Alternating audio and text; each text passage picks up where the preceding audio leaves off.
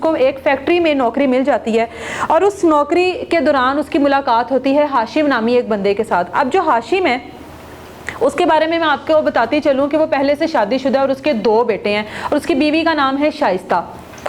हाशिम के साथ उसकी दोस्ती होती है, दोस्ती चलती रहती है, ताल्लुकात चलते रहते हैं और दोनों शादी का फैसला करते हैं और दोनों निकाह कर लेते हैं। अब मरियम भी पहले से शादीशुदा है लेकिन मरियम को तलाक हुई भी और मरियम की एक बेटी है।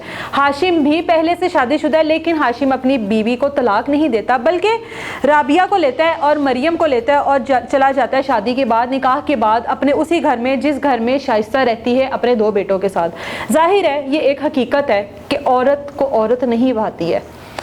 बहुत फसाद होता है, बहुत लड़ाई झगड़ा होता है कि मेरे शोहर ने दूसरी शादी कर ली लेकिन मजबूरी थी, उसको बर्दाश्त करना था।